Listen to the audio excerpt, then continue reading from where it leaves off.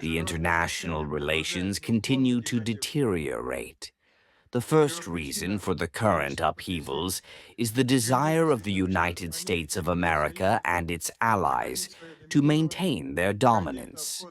For this reason, various methods are being used, from the use of military force and the disengagement of trade wars to the provocation of regional crises.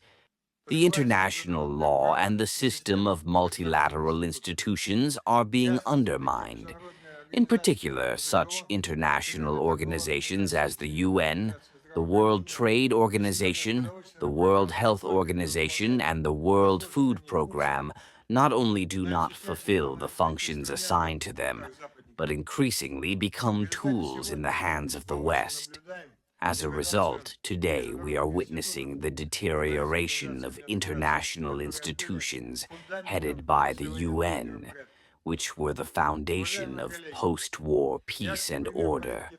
Dear colleagues, a vivid example of a double-standard policy is the Ukrainian crisis. Our position is that the situation has not changed.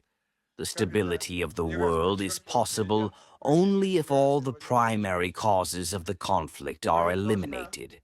The president of the Russian Federation, Vladimir Vladimirovich Putin, emphasized this many times.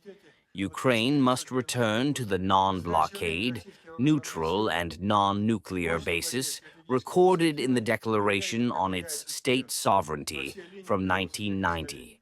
At present, the Russian armed forces have a strong strategic initiative and are steadily moving forward along the entire line of military contact.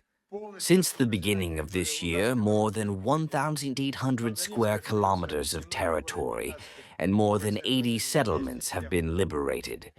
The territory of the Luhansk People's Republic has been completely liberated. Donetsk has a little more than 15% of the territory. At the same time, Russia does not refuse the policy of diplomatic methods for the settlement of the conflict, including constructive mediation of other states. The one Russian regime confirms its inability to reach an agreement. The primary reason is the hypocritical support of the leading EU member states and NATO, which are intentionally delaying the conflict and upgrading Ukraine with weapons. It is important not to allow the resumption of the armed confrontation and to open the way to the construction of a new security architecture in the region. I am ready to contribute to this process, including in the context of the comprehensive concept of providing collective security in the zone of the Persian Gulf.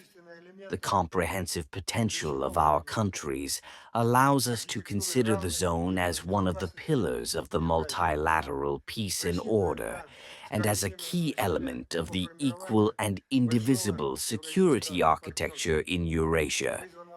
We are counting on a coordinated effort to form a large Eurasian partnership, which is intended to become the socio-economic foundation of the future regional architecture. Kabul is fighting against ISIS, the main ideological and political opponent of the Taliban. According to our data, the group consists of about 3,000 people. In total, there are 18,000 to 23,000 militants in Afghanistan. The group consists of more than 20 different groups. In 2025, the ISIS carried out 12 large terrorist attacks, which killed 40 military personnel and 25 civilians. More than 50 people were injured. We note the increase in the influx of Uyghur, Tajik, and Uzbek militants from the groups of former terrorist organizations and the terrorist alliance Hayat-e-Khorasham.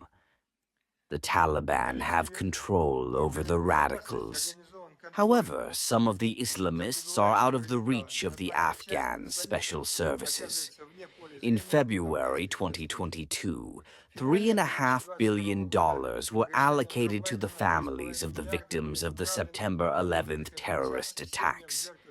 Another $3.5 billion were transferred to the Fund for Humanitarian Aid of the Afghan population, bypassing the Taliban government.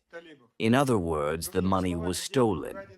According to our modest estimates, the West has frozen about $590 billion belonging to Russia, Cuba, Venezuela, Iraq, Iran, the Korean People's Democratic Republic, Libya, Afghanistan.